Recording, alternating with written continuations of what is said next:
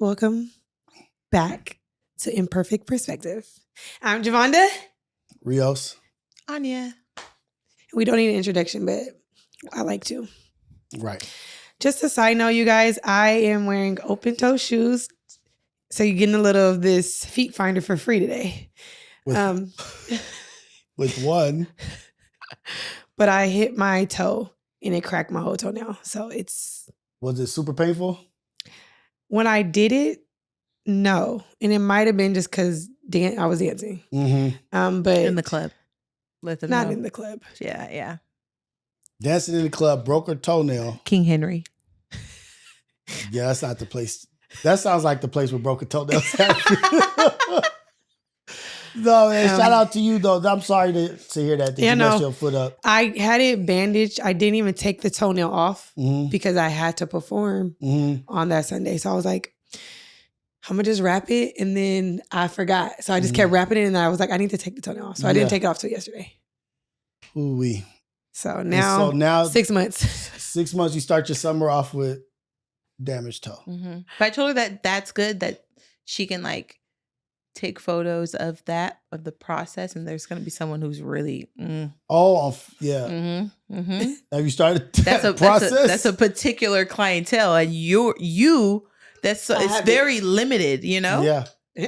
And that's yours. That's your niche. Did you take a picture of it before you took it off? Yeah. And 2. She had one. Look at the manager. And then she even folded it so you could see she did great. The angle. Oh man. Just the pain. I know how much. I lost my nails. I'm gonna say, wait. Your fingernail? Like your fingers? Like, no, like one time it got closed in the back side of a door, and from my knuckle, it scraped my skin from my knuckle all the way down to my bed of my fingernail. So from my knuckle all the way up, it dug my skin, not just the nail, but ripped the skin off. Mm-hmm. I'm sorry. Yeah, that was a rough one. Mine, no. But yeah, that's just what's going on right now. All right, so what's up, man? What's going on? What's the deal? We got to pick up where we left off. Yes. We were just saying hi. Where did we leave off? Defending your blackness. We're just saying hi. We're just saying hi. I'm sorry. Just saying hello. Hey, man. Hi, guys. At what age are we getting on birth control? That is not where we left off. Yeah. Right? That's what we were talking about. I thought we talked about defending your blackness. We were all over the place. Yeah, we were. We were all over the place. Because we were talking about a lot. Okay. We were. But that's first. I wrote it down. Okay, that's fine. Yeah. But it is, but So we we did end off that because we got sidetracked. Yeah, the last thing you wrote down is what we left off on. And it is defending your blackness. Because we get sidetracked. Yes. Right. But the birth control one, we discussed that or no? We were discussing, he was like, wait. We're not going to talk about that either. Oh, okay. Yeah. So let's go into take the lead. Defending your blackness and like the both sides of that. So you've been in both sides of school wise, where you were at a mainly white school and defending your blackness or representing the whole, like feeling the pressure of representing your culture or your people to have a good image to uphold. And then you've also been in the other side of it where you ain't black. We're not black. You're not black. You're so white. You're so whitewashed. And it's like, wait, why? How am I not black? And you got the whitewash. No, and I got both too. Now that you said that's weird, because going to white schools and then coming to a black school, it's like not that I don't look. Yeah, it's just like how you act, how you talk, it was a lot. So let's talk to, so that's crazy because you got the attitude side. You got the look side. You got a lot of so let's talk to that. Cause you look. I feel so.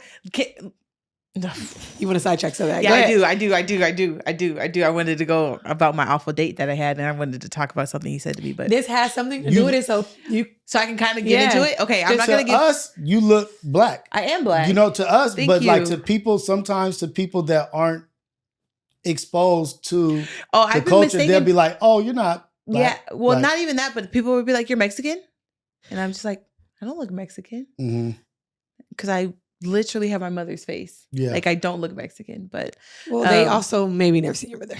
Yeah, so yeah. But I was on a date, and we won't get too much into it because it was awful, but anyone that knows me knows how, I don't want to say pro-Black, but so I just don't like certain things. I don't like certain things being said. I don't like the way because you're dark skinned. It is. And I felt personally offended by the statement. But he was sitting across from me and he was like, yeah, as a Black male, I prefer Black women, preferably, I think he said preferably mixed or preferably light skin. And he's like, why are you smiling? Mind you, I didn't smile because that's an offensive statement. He thought he was complimenting you. Yes. He thought he was going to get you on his team. Yeah. He was into that. I was so angry. Yeah, because you're disrespecting. Because first of all, I'm dark skinned. So I'm not even your type, nigga. Get the fuck out of here. Secondly, I just don't like the fact that you confidently said that.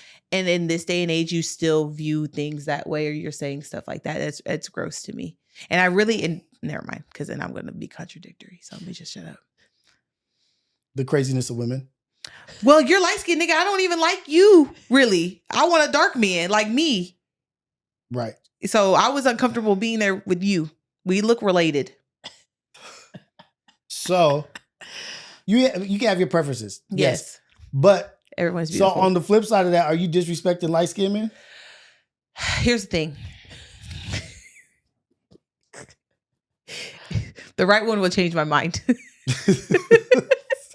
Because I will talk a lot. Yeah. I will talk a lot. Yeah. But if the right one enters the room, I just start floating. Okay. So your experience is what your experience is. Yeah. But when it comes to defending my Blackness, I've always felt, I think obviously being in white schools, it's more standing up and having the proper representation for us. Mm-hmm. And like I mentioned to you, going into people's households and just making sure that their parents see, because I know that they're not really going to interact with other Black people. So I want them to see me and I don't want them to be like, I don't want you hanging out with her or whatever. Mm. So making sure that I'm on my P's and Q's and very respectful and just moving in different ways. Like even one of my friends, he's Black, but he's like Black and grew up white type situation.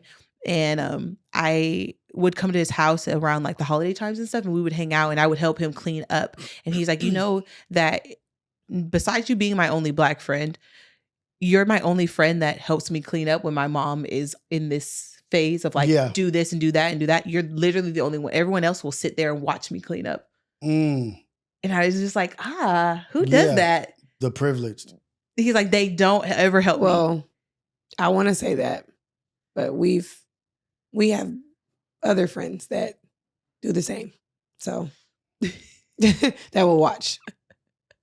But that might be lazy. That's a little bit of lazy. It could be a both on that situation too. Like I'm not clean up lazy. So in those situations where you are defending, do you think that right now, like when you say I am like dark skinned or I like, we know that's like, we're playing, but do you think that there's a little bit? We're playing to an extent, and I'm not even trying to be funny because I really do have body dysmorphia. Like if we just held up shades of brown and you wanted me to point out what shade I am, I could, even if I'm trying to give you the most honest, accurate opinion, you're going to look at it and say no. Because when I look down at my skin, I'm like, oh yeah. Yeah. Yeah, I got that melanin. I'm popping. I'm glowing. I'm red bone. Well, yellow bone. Red. Okay. Redder. So look, is that burgundy-ish? Is that an overcompensation? Do you think, do you classify as an overcompensation because, I'll say overcompensation, but also because you were exposed to some people who reveal how they actually feel about us, which is you're privy to uglier stuff in the reality, like the truths behind it, whereas somebody may not do that around somebody who cannot be mistakenly as something else, like, oh, they're Black, I can't be that way. So did you see and witness things that developed, like not necessarily trauma, but like, I gotta fight, move and stand up for this shit at all times because I've seen how you guys act behind closed doors.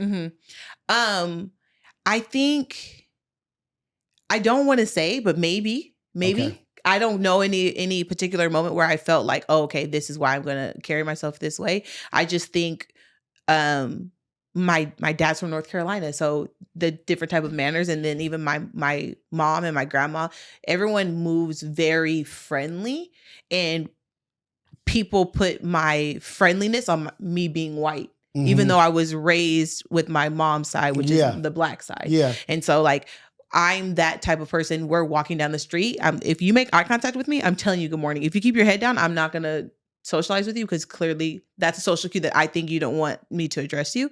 But if we're walking and we're exchanging paths, I'm going to say good morning. I'm very big on excuse me's and everything like that. And I think that when I've dated people, it's always been an issue that I was too friendly and that it's because I'm white.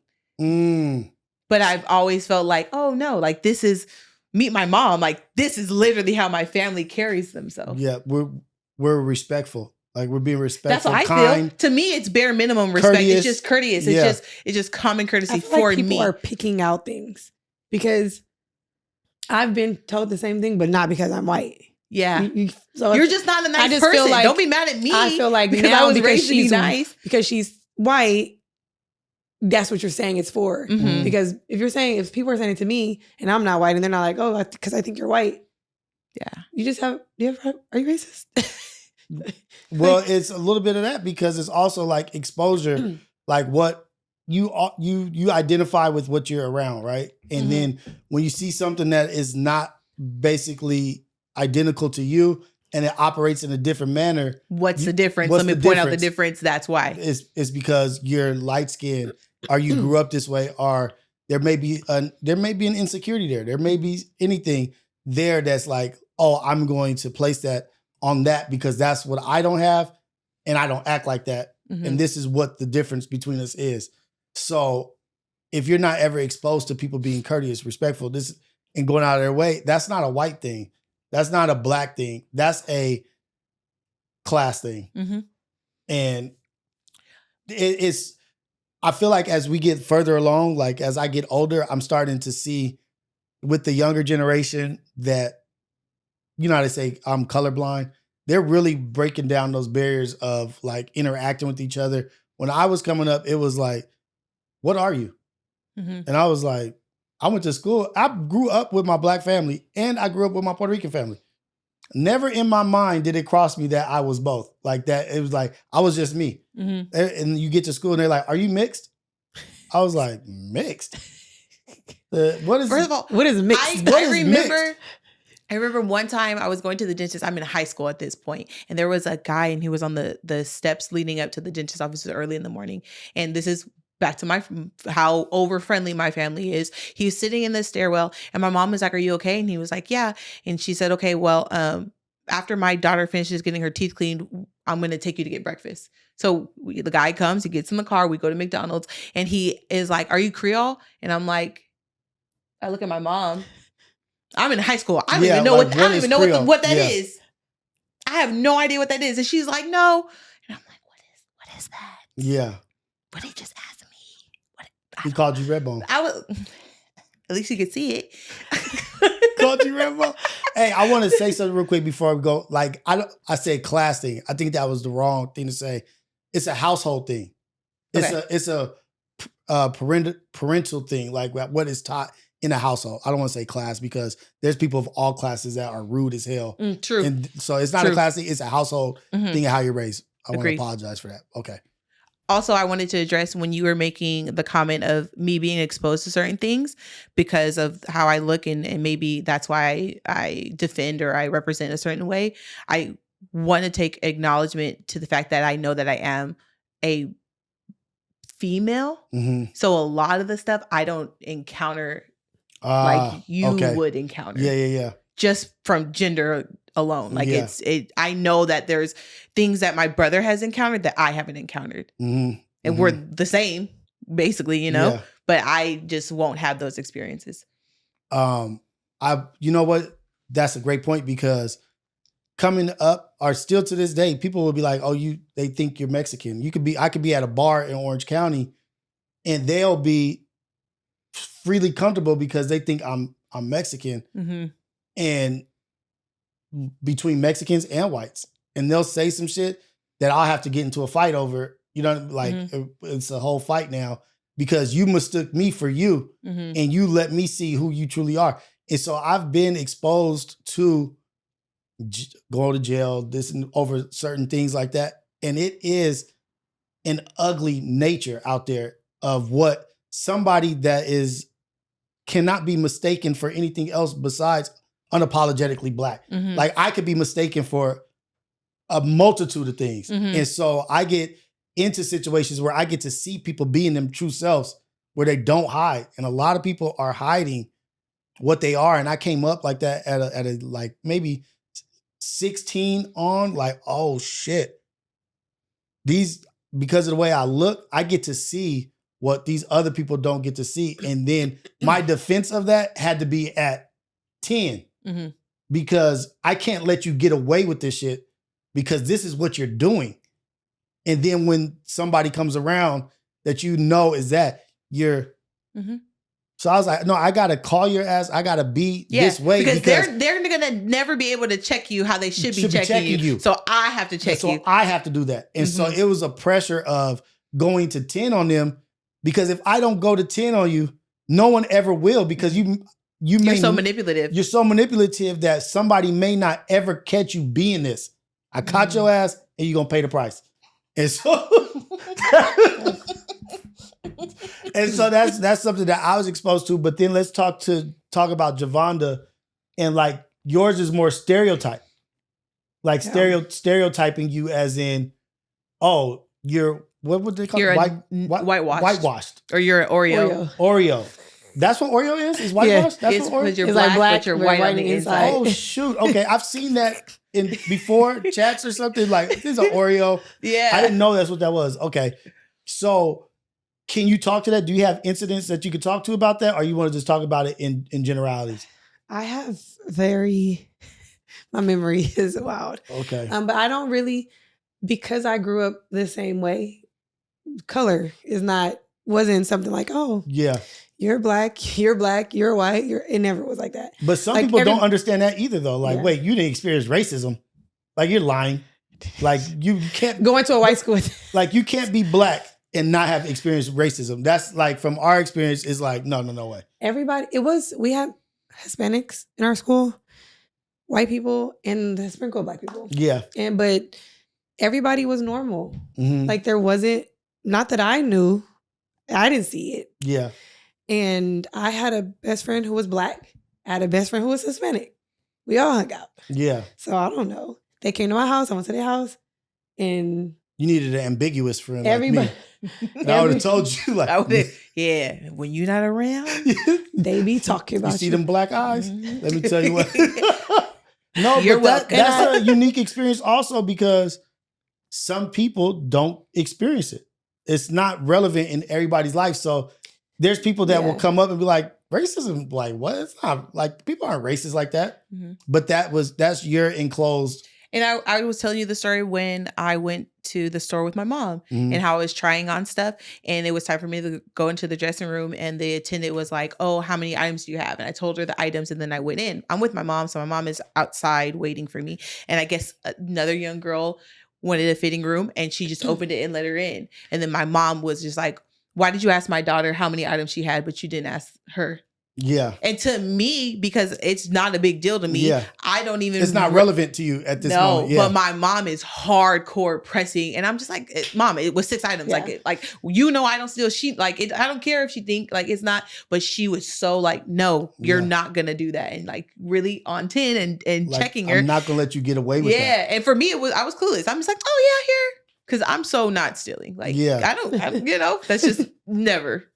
So. And same. So like that type of issue. Well, I've never had anything like that happen to me before going anywhere besides Asians. Taking a point. But no Asians. When I've never had nobody follow me around the store, but I've seen it towards other people. Okay. But other things like that I've never had happen to me. So it was like, not that I didn't know people were racist. Obviously I know people are racist, but it was just like, it never happened to me. And then I don't consider racism when I went to high school and they're like, oh, you're whitewashed. In my head, maybe all right. Yeah. Because, I listened to a bunch of black music. I grew up in my family. If you knew how they were. It's like, oh, they black. Yeah. But I don't know. It was just so regular to me. Like, I'm just me. I'm just me. And when they say, even when they're like, oh, you're such a warrior, I'm like, oh, yeah, okay. Like, it doesn't bother me. Like, you speak so proper. You talk white. Mm-hmm. You know, like, so this proper is only allocated to them. Mm-hmm. Like, proper talking is only for them. Like, we can't speak proper English or this. But nobody, I want to say back then, I feel like nobody even knew that. Mm-hmm. Now it's more. No, now I know what I'm saying. You're so articulate. It's more open to knowing that you're not talking black or you're not talking white. Back then it was very separate. Yeah. And that alone is racist. Yeah. But we didn't look at it like that younger. It was just like, but now I feel like, like you said, it's for everybody. You can talk proper. Mm-hmm. You don't have to talk a certain way. Mine was being around white people and you're so loud. Why are you so loud? You're loud. I'm just like, what do you mean? I'm loud. I'm like, this is how we talk in my family. But they're loud. It's weird. That's weird to me. Yeah. Right. Now listening to you say that's weird. Yeah. I've never had stuff like that besides you're white or you're whitewashed or whatever, but it just never been so specific because I feel like every race can be loud. Yeah. Everybody's can. Loud. Yeah. It's really you as a person, how loud you are. Yeah. It's a weird place to be, but conversations like this is what's going to help and like get those dialogues happening because everybody does have some prejudice to them. Mm-hmm. Yeah. People have prejudice and it could be not on culture, not on race. It could be prejudice towards big people, or whatever. I don't like you're ugly. Prejudice. I feel like everybody, every single person. I don't care how pure you say you are. Yeah. Everybody is to every single race, including yourself. And like you said, big or small, everybody is. Because I will be on prejudgments. I say all type of stuff driving. Mad. Like when you mad, you mad. When you mad, you mad. When you mad, it's gonna come out. It's gonna come out. It don't matter what it is. So it's like, yes. It's gonna come out. It's not like I mean it in a way to like, gonna end with, I don't like you, but it's just like a stereotype. Like we know, and I'm saying it because I'm mad. And that's where I am with my daughter, going from a predominantly black school, looking like you, like red bone, dark, like dark. First of all, so you have the same. Yeah, you tan. You didn't even say anything. Yeah, you did it. Didn't acknowledge it. Yeah. Not at all. I meant to say something. It's fine. I'll go out in the sun a little bit more today. Yeah. Next time you see me. Congratulations. But her going from that school to this next school that she's going to, and my thing is like, don't have preconceived notions of how you're going to be received. Don't be what you think they're going to be. Like, oh, they're going to judge me. Don't go in with that closed mind thinking someone's going to think this of you because of this, or you have to do this. Go into it with an open mind, but also hold your ground and stand in your square and be proud of who you are. I feel like one thing about me is that probably that's why I am this way. I just go into a place and I'm like, I am who I am. And you're going to like me for me. Like you're going to like me. If you don't like me, something wrong. Because I'm so nice. Yeah. I'm so loving. How can you not love me? Yeah, something's clearly wrong with you if you don't mess with me. Clearly. Yeah. She thinks that. You're a hater. Where are you hating on? Yeah. Because I'm so nice. But I think that's a good conversation to have with her. Especially for myself. Now that I'm older, I feel that there were a lot of situations that I was uncomfortable in, but I felt that I had to play nice because I didn't want to be the difficult black girl because it's so, just it's a very common stereotypical role. Yeah. And so if she's uncomfortable, speak up on it. Yeah. I would teach her. And it teaches to be like, don't quiet your womanhood. Don't quiet your woman. You know what I mean? Like women are allowed to be strong, opinionated, thoughtful, whatever it is. It's little stuff. It's like, and too, maybe that's so different too. Going from a black school to a white school versus going from a white school to a black school. Because when I was like with Xander, can I touch your hair? No one ever asked me. They just touch. I don't even want nobody to ask. They just touch. He just said that? No, I asked him. Okay. Yeah. Okay. He had cut it. I see what you're saying. Nobody asked. Yeah. They usually just. Yeah. I want to make known that don't even ask, because why do you want? Not were we in the store? No. But weren't you in the store? Was it you and I and a white woman came and just started to grab your braids? Okay, then no. It had to be, or maybe it happened to me, but like it was just no, and it was just like, oh my gosh, and they just it wasn't me. So is that a boundary thing? No one's told you no. No one told you to back up. Because I've seen it happen, and they're like, it's like no one's ever told you back up. Yeah, like you've just been. Why do you feel comfortable touching a stranger? So I want to say, like, if a black woman, if a black woman is trying to be cool, is like trying not to be too like confrontational, difficult. So you don't want to. It's like if I tell her to back up, it might come off. And then how do I? Yeah. And how do I? So I'm just gonna be like in a tone or in a way. I'm just. That is not gonna now make it seem like I'm the problem, even though she came to me, she touched me, I was minding my own business. Now when I say no and I set the boundary, how do I say it in a way where I'm not the problem in a situation that I was minding my own business in? And also now I have to be worried about your sensitivity to the way I react to you crossing my boundaries. Mm-hmm. So now I have to be worried about, and that's another. And I feel like it's always that level of being worried about somebody else. And I kind of wish that I was more confident in a way when I was younger, that I wasn't so worried about making sure that they were okay, even if it was at my own injustice or however you want to say it, like just making sure. I'm not preoccupied with doing things according to your white fragility. Yeah. Your fragile whiteness. I shouldn't have to be worried about how I respond because I don't want to shatter your whiteness. Like, no, you've been operating in an unclean manner. You're not supposed to be touching people's hairs with your hands. I don't know where your hands have been. It's like, weird that I feel like all races feel privileged in those ways of something. Right. And it's like, working in the casino. You shouldn't feel privileged. When I worked in the casino, a particular race, when I tell you they choose not to cover their mouths when they cough, choose not to cover their nose when they sneeze. They don't give space. And they'll be right on you. They'll place their bet and they'll like dead.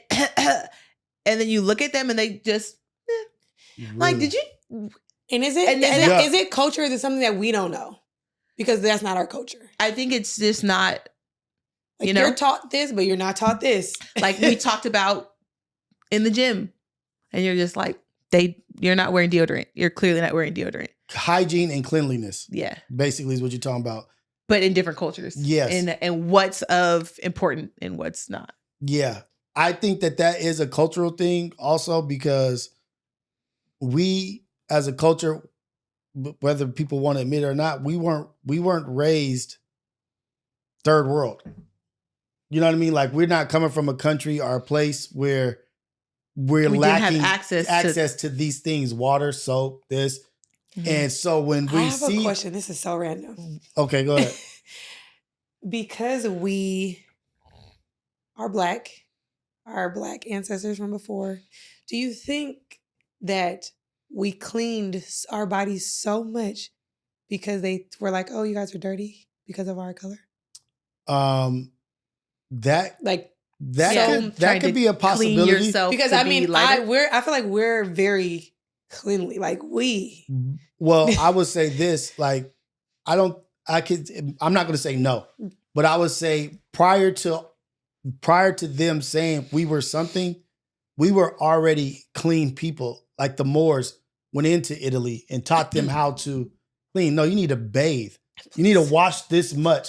You're sick, and the plague is because of how you guys are operating. You mean to tell me you guys spit in the same cup and drink it and spit it? Like, we were from a place of cleanliness beforehand, before you tried to project your ugliness on us. Mm-hmm. You know what I mean? Like, so I think we were already one way, but that can be it. And then it can also be that we came from a place of lack. There was an obstacle where we didn't have shit. Right. And so when we did get the opportunity to be able to take care of ourselves, why am I not going to be clean? Why am I not going to do these things? And we appreciate cleanliness. Mm-hmm. And we come from a place where we cleaned up after people and we saw how dirty and things were. And so I'm not about to keep my house dirty if I kept your house. Mm-hmm. Mm-hmm. Right. That's just a multitude of variables, but I've seen dirty shit where people don't wash their legs. Like, you don't wash your legs? Like, forget the legs, right? Why you don't wash your private part? Who don't do that? What they talked about washing up here and letting everything run from down there to down there. So had the bottom half of the body is soaked. I didn't see that. That's disgusting. Well, it's already disgusting that some people don't wash for days. Yeah. And as a woman, we just yes. Yeah. As an esthetician who's seen a lot, people don't wash their bodies. Yeah. It's just we have a vagina. That's all I have to say. Yeah, and there's a lot. Yeah. So. And you need to clean your ass. Like, that's just one thing. From sweat to just hormones. Yeah. I'm going to say something and you can clip it. I don't care. If I look in your mouth and you don't brush your teeth, I can't think you wash your body because I can see your teeth. And you can see the buildup. So if I can, I'm just saying, I can see your mouth. Like, this is something that I'm always going to be able to see. Yeah. And you don't keep that. And you know, what are you doing? There is a difference, and I'm going to tell you why. I'm very clean, but I just feel like people brush their teeth like, I'm done. That's not so they can say, I brushed my teeth. And you did. You're not lying. But you didn't do what you should have did. You didn't do a good job. But if somebody doesn't take care of it's beyond brushing. If somebody doesn't take care of their teeth and like their hygiene in their face and mouth, you got crust in your eye, and wouldn't be surprised if you didn't take care of the rest of you. Yeah. Like women, y'all look at men's fingers, their shoes, like stuff like that. The boy on the date didn't have his fingernails cut. See, and that's something you guys pay attention to because everything. Oh, I have a question. Okay. I got too excited and people are going to think you do drugs by the way that I did this. Okay. It's okay. So I've done drugs. Okay. So the boy his pinky nail was longer. It wasn't like super, super coke long, but it was coke. I mean, it was long. It was like here-ish, but it's a boy nail. So it shouldn't be that long. And when I told Javonda and she was like, he does coke. And I was like, no, he doesn't do coke. I said, but you know what I did like is when he went to scratch his ear, like I would have scratched my ear like this or whatever. Mm-hmm. And he did it like this, but he used like his pinky or something. And Javonda was like, yeah, because that's his coke nail. And he didn't want to get anything in his coke nail. Is that a true thing? Do you think so? Or I don't know. I was going to say maybe he uses it to dig in his nose or in his ears with that. Or clean his other fingers with it. I thought nose, but then if you're digging in your nose, you're digging in your ear with the same nail. Yeah. But he didn't, and I said, "Well, yeah, he was like, he just was like, it ain't for." And I was like, "Oh, I'm like, is that a classy way? Maybe I'm gonna start scratching my ear like that." And then and she said, because he didn't want to get anything in his coke nail. But I don't. It was a joke, but it was a joke. But then it got me wondering, and I feel like you may know people who do drugs. Well, I know people that do have long nails that do that. But I want you to watch how they scratch their body and then report back. My thing is, the best thing to do is like just to be freely asking questions that you're curious about. You think he's gonna ask him about his coke nail?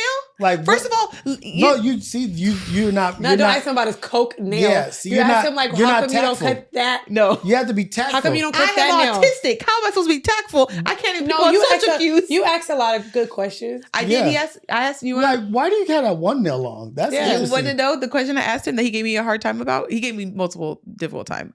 One of the questions was, "What's the most shallow reason you didn't go on a date with someone?" And he was like, "Why?" I said, "Excuse me?" He was like, "Why are you asking me that?" Because I want to know. Yeah. And then he gave me a very difficult time. And then he was just like, her teeth or her feet. He said her feet. And I was just like, how did you see him? He said, "Don't worry about it." Okay.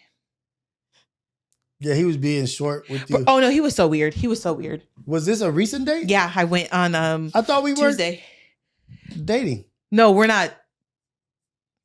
But that's not always got to be a part of dating. No, I'm not saying it's a part of dating, but it's like, I don't want to do drugs, but I'm just going to go around them. I just work in the dispensary. I don't do But that's I said do weed. That's how you know now, I don't what touch if, it. look, but if he'd have been on the opposite end, everything that if he was that one, you would have broke. Well, no, you don't know that. I can't talk about it on camera, but I'm not breaking. Broke doesn't necessarily mean... No, I think she's actually doing well. No, broke doesn't mean sex. Broke doesn't mean that. Broke means that now you're focused on somebody else. Now you're pursuing and pursue. It's more than just sex. It's pursuit. It's me making myself available to you to build. Like right now, it's a building phase. But remember, we had that conversation. We were talking about when is the right time. You're always going to be growing. You're always going to be building. So at some point, you have to. If I build a fishing pole, I got to use my pole and see if it catch fish. Yeah, I think you got to get the rod on it first. I got the line. I don't have the rod. Do you have bait I have on the line. I have it on the stick right now. You haven't baited yet? I have bait, hook, and a stick. You got night crawlers on it? She want to see if the line works. Yeah, I want to see if the line is tough enough to catch something. I am going to catch and release. Yeah. I'm not going to keep. I think that is... an awful idea. Awful. Like kudos, congratulations for being strong. It's okay. It was an awful date. Yeah, but I would still be at the point of like, no, I'm focused on me. Like, I honestly am just learning how to date, and from this date, I realize I'm Cassie. I would be in a situation that's very uncomfortable for a very long time. Because I was uncomfortable from the beginning and it started at 5:30 and I didn't leave till before 8:00. So what was your worry about? What were you worried about ending that for? Let me tell you this. You worried about so you were just talking about like we'd be worried about white fragility. So now you're worried about hurting a man's ego. Yes. You know, I'd be so now for safety, safe-wise? I'd be so team nigga. Safety-wise, I believe in that. Mm-hmm. Keep yourself safe. She had a chance to leave. Yeah, but if you have a chance to leave and it's not shouldn't have went in the first place. Let me just be for real. Yeah. I went out of my character, and my normal character is if we exchange any type of information, I'll talk to you probably for 3 to 4 days, and I expect some form of a phone call so I can hear your voice. And because sometimes your voice alone, I'm going to be like, oh, I'm not fucking going on a date and sitting here listening to this. Why do you sound like that? Or, like, no. Or like certain things you say or whatever, it's going to turn me off. So I know I don't even need to go on the date. But that didn't happen. I told myself this time I'm going to be a little bit different. I said, maybe that's the problem, is that I'm pre-vetting and little things are getting in the way. So I'm like, I'm going to go on this date. No, never again. I'm going to pre-vet every fucking time. I don't care. What was your first cue? Happy hour. And I don't want to sound like I'm a bitch that's like, oh my God, you're a brokey, because that's not. But the amount of times he spoke on happy hour made me uncomfortable. So he hit me up. He was like, hey, let's do a Taco Tuesday. I think we could hit a happy hour somewhere. That's fine. I'm okay with that. That statement is good. I had the conversation with Javonda because he says, do I know any places with like good happy hour or something like that? So now twice we talked about happy hour. And so I'm okay. So I tell Javonda's like, you don't know how many dates he's going on. He budgets and this and that and everything like that. He may not even like you. He doesn't want to spend a lot of money. And I'm like, no, and I understand that. I get that. But finesse me into the happy hour. Right. Don't even say happy hour. Say, hey, meet me here this time. And I won't even know it's happy hour. Like, yeah, I mean, even if you said it once, I feel like that was fine, because it's like, I know a lot of people that love happy hour for whatever fucking reason. And that's what maybe they like happy hour food. This is some her. Like small bites. Yeah, some people love happy hour, and I don't know why, but they love it. And it's more energy in the happy hour, right? Like it's higher energy, right? Depending on where you go. Date is like really more like intimate. A high end is more intimate, more conversation. Happy hour is more people around. You can people watch and laugh. Yes. But people love happy hour. Yes. So I was like, maybe he just loved happy hour. Yes. But because he said it so much. So maybe he loved so much. So I'm like, okay. And then he is saying like, oh, I'm going to get there at 5:30. Because I told him I kind of had plans, but I could dip off from my plans early to link up with him. He's like, okay, well, I called the place and they're being kind of weird because it's advertised all day, but then they're saying that it's over at 6. So I called them, and the bartender, I was trying to see which one they're going to offer or whatever. And he's like literally breaking this down and telling me, I'm like, oh, okay. And then he's like, so basically like, if you want me to order your drink before you get here, This is when she should have not. I'll order it for you. And I'm like, oh no, I made a joke. Now that this is going to be public for a lot of people, I may be insensitive, but I made the joke and I was like, so you could roofie me? No, I think not. Being funny. Yeah. Because I just think that's so weird that you would try to order my drink. Like, if we knew each other, there's times where I've been on dates and I know the person that I'm going out with, and we've been on multiple dates, and I'll order a drink so when they get there, they have it. And just a thoughtful, I know what you like to drink, I'm thinking of you, and this one's on me type situation. But for you to say that and we don't even know each other. And so then he flips it on me that I shouldn't say things like that, and that I like basically made him uncomfortable by saying that he would rape me. And I was like, I'm not gonna go on a date with someone that, I'm sorry, we can't say the R word. I'm not gonna go on a date with someone that I feel is gonna roofie me. Like it was a joke, but I said maybe my bad for my humor being dark. But there's some truth in that. There's also some truth why in would that. I Like, go? why would you offer that first That's off? just so you weird. shouldn't even offer that. And I never said that I wasn't going to be there at 5:30. Like that was just weird to me. But okay, so look at the difference in when you guys first got here. I was uncomfortable giving you guys water that didn't come from you guys a bottle. Didn't see that I gave y'all the water from a certain place just because of what I know the optics are. If I'm aware that as a host of a podcast or a show, you're not aware of that as a man in the world. Like that's so. I want to say, I can't stand that you don't say what's on your mind. Hey, I can't stand that shit. I do on here. Like I just save it. I save it. I can't stand that shit. Like, why are you asking about all these happy hours? Do you want to go somewhere that we can save money? Because I know a good place to eat that is not that expensive. I told her. I said, you guys could have went to American Junkie, $15, $20, all you can eat tacos. It would have been great. But why not suggest that and say that and make your life easier so you don't have to go on a date? And you were getting cues and clues that I'm not supposed to be here, but you just hitting your gut that's telling you like, no, don't. I do it for you guys. I do it for the story. Don't do it for me at all, because I want you to say what's on your mind. Okay. No, we haven't even gotten to the worst part. It gets worse. I actually get on the date. I get there. I see him. Get on the date. I get to the date at this point. I see him. Shit. I give him a half hug, like, hey, and we sit down. And when I tell you we sit down. And he's all like, I couldn't see the happy hour on the menu unless I'm blind. Still reserving your Spartan. So this is something. I know I'm fidgety. If you guys watch the show, it's a foot or something. I'm fidgety. I was on the date the whole time, and we're in high like bar stool chairs, but I'm like this. Oh yeah, I'm literally, and to the point where he says something to me about it. I'm like, oh no, I made up some bullshit about my feet not touching the ground, and because they're not on solid ground, I'm like, no, sir, I don't want to fucking be here. Yeah.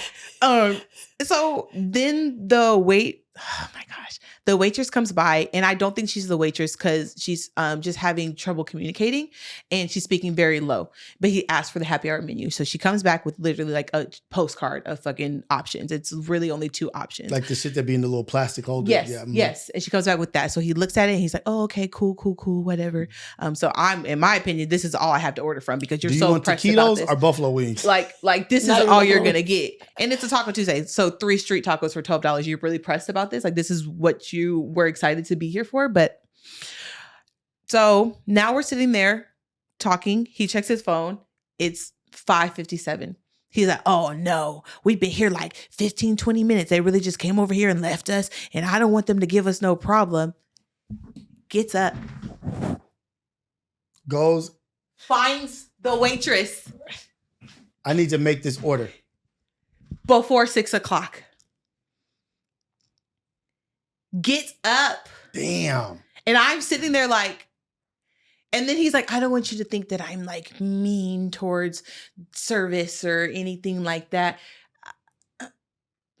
So, but devil's advocate, maybe he's just a guy about the deal. Here's the thing. Maybe I'm he's a guy about the deal. I don't think that he's broke. I think he very much has money. I think he's frugal with his money. And I think he likes to spend it on what he likes to spend it on. And I think that he's had very traumatic dating history for people who were interested in him only for his money. But I don't know how to say this in the most respectful way. And I don't want to bash anybody else. But I got a daddy. And I don't need nobody but God and my daddy. And if you're not that, I'll get the fuck on. Yeah. Like, that's how I am. Maybe he like, was punking you. Yeah, no. He did. Maybe I shut the fuck up. Because look, maybe he was doing an experiment. Like, let me see if she'll deal with this. Or whatever. Yeah. I don't know. It could be. No, people are weird like that. Somebody in my DMs told me that they went on a date and that the person, after they got there, said that they didn't have their wallet to see if the shoe would leave. Yeah. And then at the end was like, just kidding, I was testing you. And they had their wallet. Maybe it was a test. That's fucking weird. But he could have tested you if you'd have talked up about it. Yeah, yeah. I wish you would talk up about it because then you'll get some good answers. Because I don't even like having this conversation right now because it's like, why are we having this after the fact when you could have killed it in the beginning to where we're like, oh, this is what's wrong with this guy. He has some... The date because now we don't have answers because I want answers. Oh, you can DM him. They'll talk to him. I don't talk to him. And he doesn't know why either.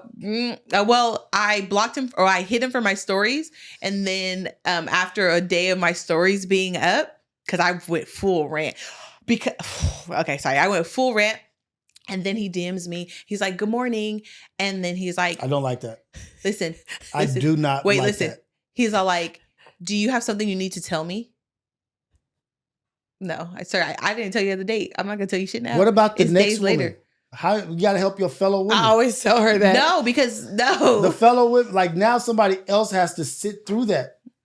The whole happy hour. That's why she had to sit through it. Yeah, because somebody did. It was so bad. I genuinely was like, okay, I'm gonna get up, go use the bathroom. I'm gonna pay the bill, and then I'm gonna leave. But the way that the parking lot was, the way that where we were sat, like he would have seen the whole interaction. And there I was don't no care. way for me to have. And I wouldn't have cared. Yes, you're so. But this is put that finger down.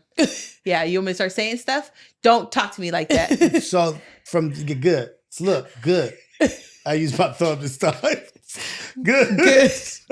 That's good because you need to let people know when they're crossed or when they're wrong. You don't have to parent nobody. You don't have to parent anybody and be their supervisor or anything like that. But just like, you know what? Just the humanity in me, the good person in me wants to let you know this is off and you shouldn't do that because of this and that. She's not going to. No, he was already really like combative. And I can tell that he was stubborn in the way that he communicates. Like I had made a comment and we were discussing something and he was like, no. Listen. I would have left. Like, I would have multiple times. At the moment that you went to the bathroom or knew you could have went to the bathroom, I would have paid the bill and left.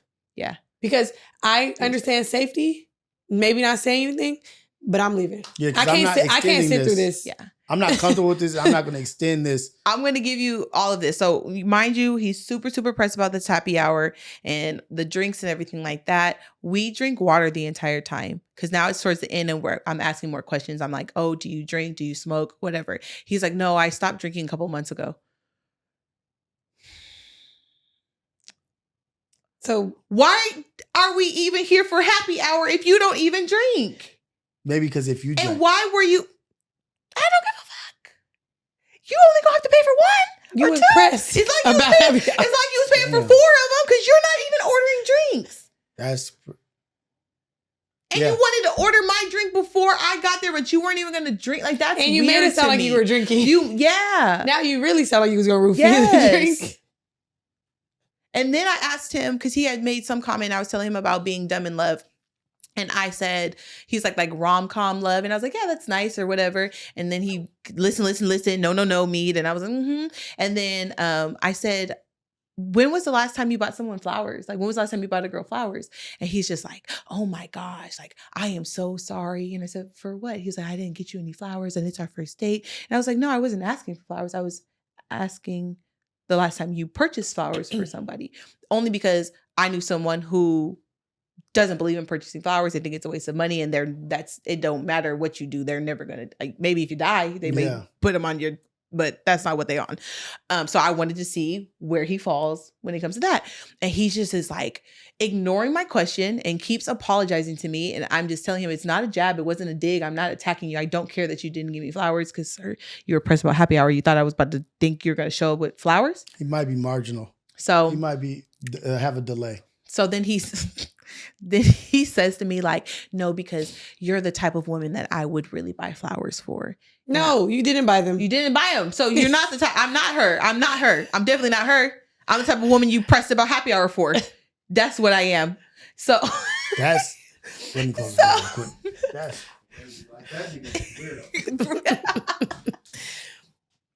He's an absolute weirdo. Mm-hmm. That's what I said. And those people, they gotta get called out because it's like it's not okay to be this weird. Yeah, I didn't do it. It's okay. Yeah, it's actually okay because you know what? It's not your place to always correct somebody's behavior, and it's not a safe place to always do that either. I'm gonna be honest. Just not be there for 3 Not yes. But also I should have left. Put yourself in a better situation. Yeah. Like I'm out of here. Mm-hmm. Okay, happy hour psycho. Enjoy. I think I don't even think name. you want me here. Happy hour psycho. How come everyone I deal with is crazy crip, crazy cut, happy hour psycho? Why the mental health of the people I pick? Why you always give them nicknames like that? Because make it up. They are they're characters, and you speak more about your characters than Devonna speaks of her characters because she's private. Oh no, also, my characters are no. We talking about my bad characters. She's the Yeah. queen We don't of have omission. to talk. We don't have to talk about my good characters. Yeah, They're great. because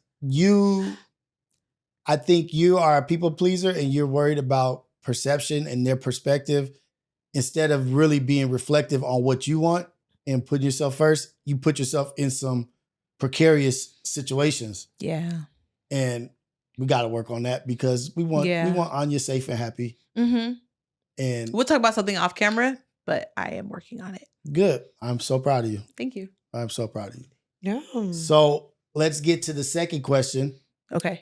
The age for getting on birth control. Getting on birth control. Is that dependent? It should be dependent on when they start becoming sexually active, right? You shouldn't be taking it if you're not. I didn't get on it until I was in high school, but I got on in high school because my cycle was really bad. Mm-hmm. It was so bad. And my mom was like, okay, this is something that helps regulate it. And it was so off. Yeah. And it did help. But that was the reason why I got on. But it's situational. Yeah. Like that's a situational thing. Or is it I don't think, well, go ahead. I got on birth control when I was 20. Mm-hmm. More for my partner than myself. Mm-hmm. I'm not looking at you because I know what you're thinking. It's just leave me alone, okay? But I told my mom it was like my acne. It's gonna help me clear my acne up. That was my lie to my mom. So why was but it? I'm sure she knew that I was active. Why was it more so for your mom, for your partner? How is that a thing? They didn't want to wear protection. Oh, he didn't want to inconvenience himself. So let me put you on these chemicals and get your hormones and stuff running crazy. Let me introduce you to some drugs. Let me drug you. That is crazy. Yeah. No, it's not crazy because I know it does exist. But I think we just need to teach birth control as condoms. Here is my opinion. I've been off birth control for how many years do you think it's been?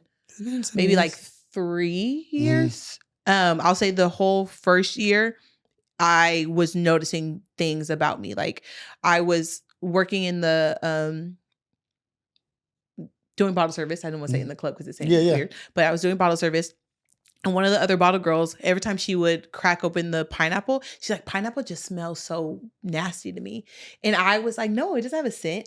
And I started doing bottle service on birth control. So I was like, it doesn't have a scent. And then one day I cracked open it and I was just like, oh shit. This is what she was talking about. And she's not on birth control. Okay. And then I saw this post and this guy was talking about when you're on birth control, how it affects your like ability to choose your partner. And like say I'm low in element 3 and you're high in element 3, and Javanda's low in element 1 and other people are high in element 1, right? And we do a study, you wear a shirt, I smell the shirt, I pick you because I'm low in element 3 and you're high in element 3. Javanda smells the shirt, she picks you too, but Javanda's on birth control.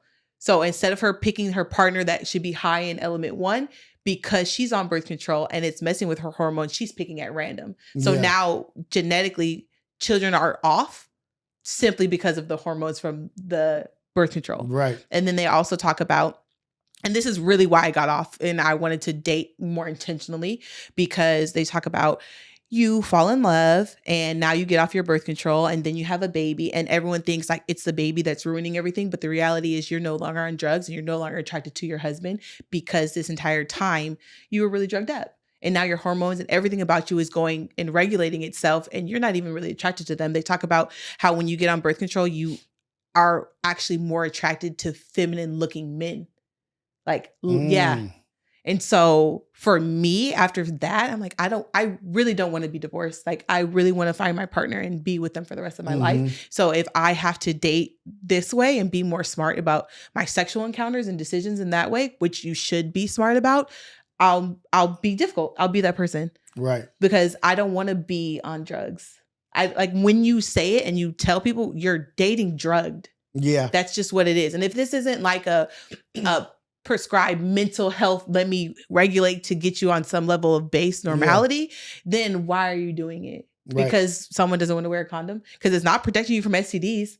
It's not, you know what I mean? Like, it's an unfortunate thing. So for me, thinking about putting that on my child when she's just now, her hormones are changing just because of her cycle alone, it's so difficult. Yeah. Because you can ask Javanda, since I've been off birth control, I cry way less. Like, I am a crybaby, but I used to cry at the drop of a pin, a dime or whatever. I was so quick to cry about anything. I remember one time the lady put mayo on my food and I specifically said I didn't want it. And she was like, that's not that. And I can see it on there. And I'm like, okay. And I cried at the bar. Since I've been off, I just been more difficult.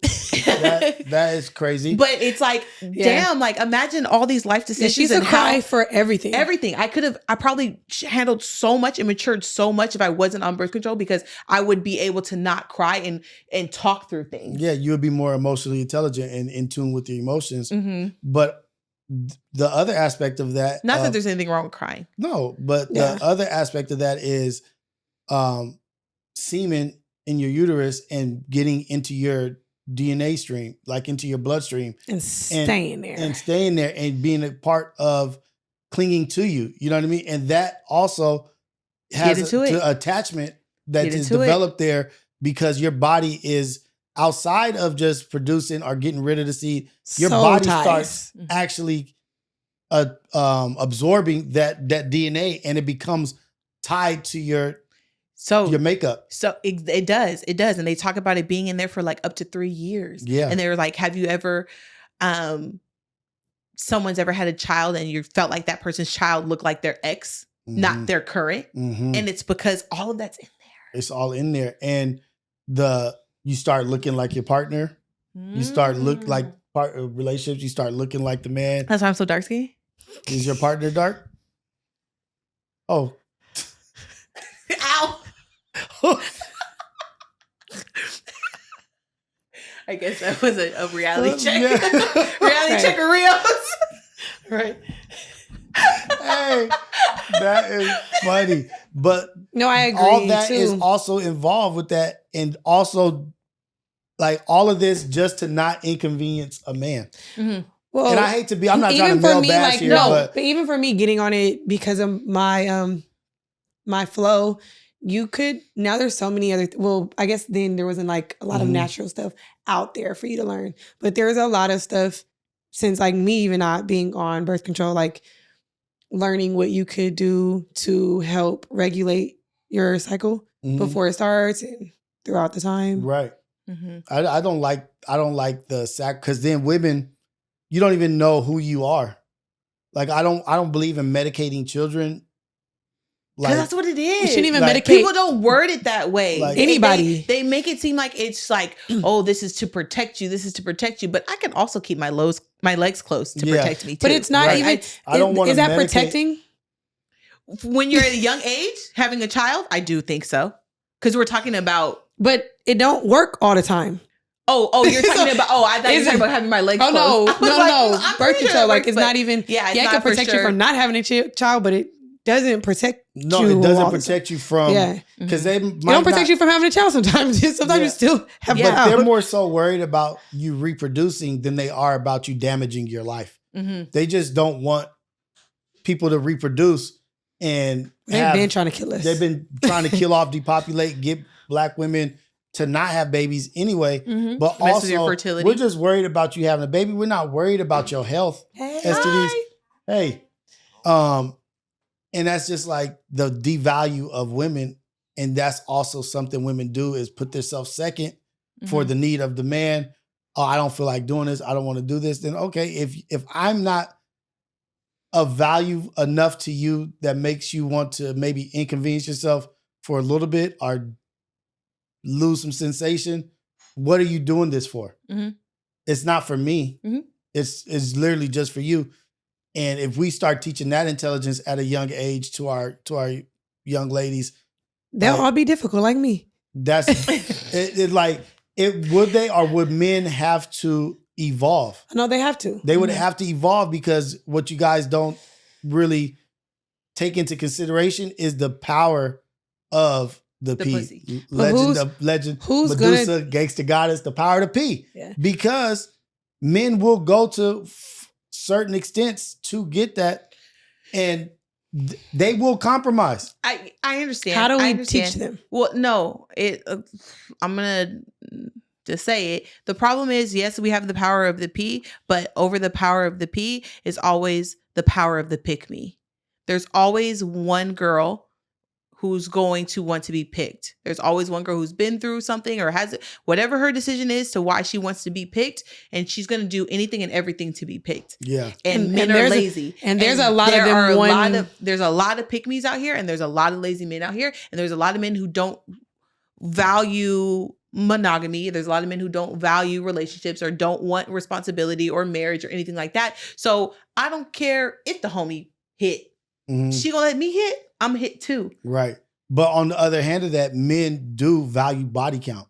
Men like, no. So if a man is going to choose as their woman, they're going to choose the less active, the less accessible one, the less body counts, because I'm going into the future with this. I don't want to go into the future. Like, men will be selfish about things. Yes, but they're still going to be about you know what I mean? Like, oh, you could be selfish when you want to get married, and when you want a woman, you want this kind of woman, but just in the meantime, you want this.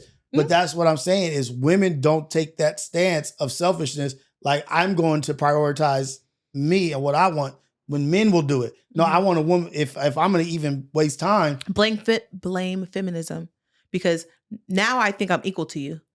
So I don't care about the body count. You can care all you want, but I'm Billy Badass too.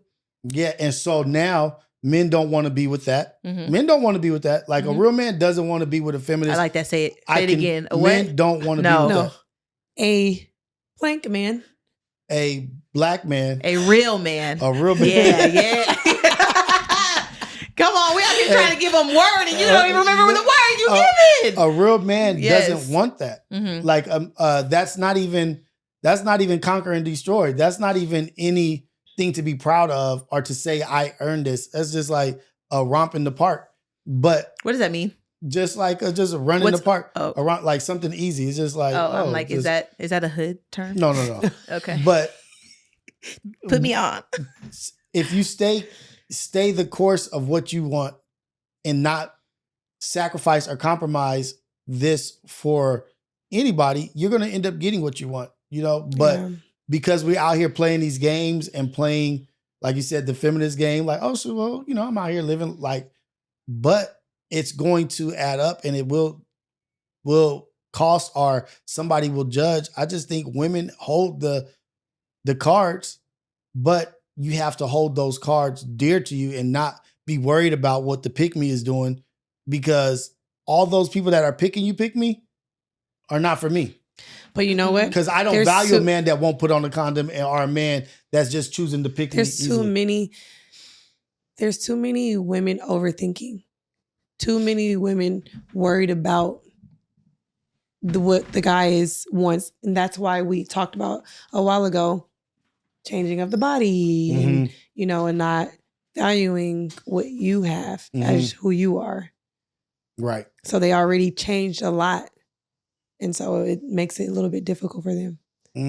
I mean, we can start young, but it's just so hard with the internet. Yeah. The internet has to completely change for young women and men to see difference. But do you think it also comes into play where women think men want something that they don't want? Yes, but it's only because what they overthought. Right. Or maybe one little thing he said. Because a woman will overthink one little thing you say and take it somewhere else. Because women think men want BBLs. That's just for example, if a guy says something like how I was always playing, he was like, oh, he want me. He could have said one little thing that didn't even say that, but she heard that. Right. And even though she like heard joking, some people aren't joking. Right. Some people are like, well, he said your boobs are like too little or something, but not in a way that it was saying like that. He was like, oh, she got really big boobs. Talking about her, but you look at your boobs. He was just saying that she got big boobs. Yeah. Not that he liked big boobs. Now you went and got big boobs because you thought that's what he liked. Yeah. He said she got big boobs.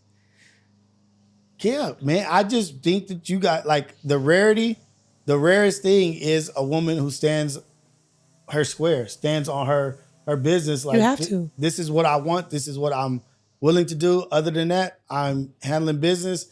And I actually don't got to chase shit because I know I'm the trophy. I know that when you go out there, this ain't out there. It's not out there. It's not out there.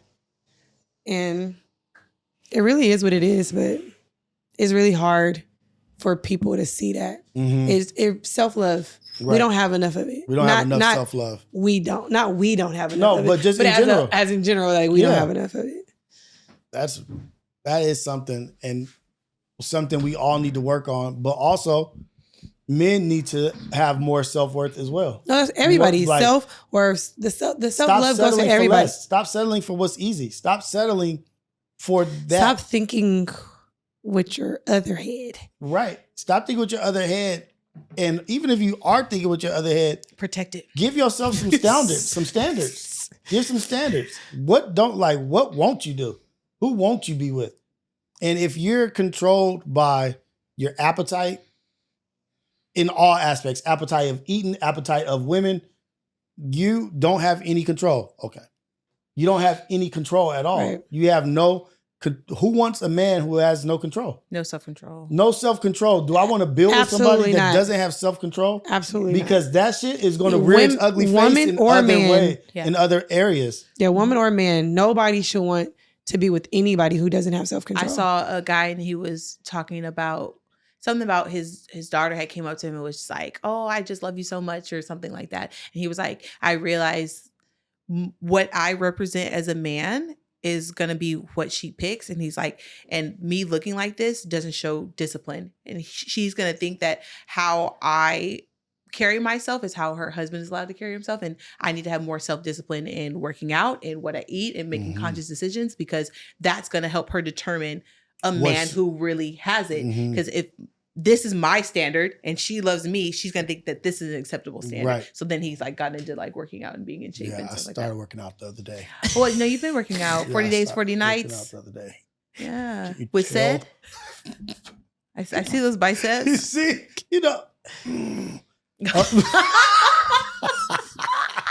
Oh, okay. This is going to be another question that we're going to go into the next episode with. Yes. It was a good one that I had.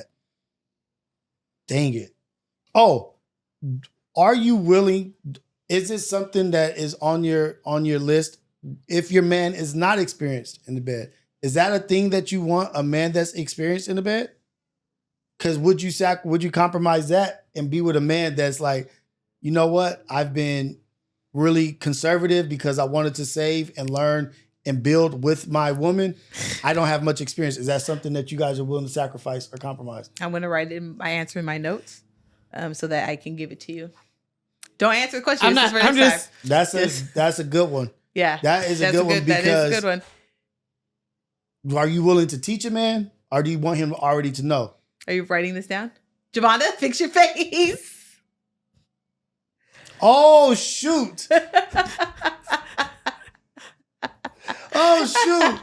Well, join us on our next episode of Imperfect Perspective. We will jump into that topic on the next one. I like ending it with a cliffhanger topic, and we're going to discuss that. I have a little bit of an inkling of what was the past. We don't know what the future is. We know what the future is. So this is Imperfect Perspective episode. We'll figure it out. It don't matter. Come back. Come back. You're not leaving anyway. Right. Love y'all. Bye. Thank you. Boom.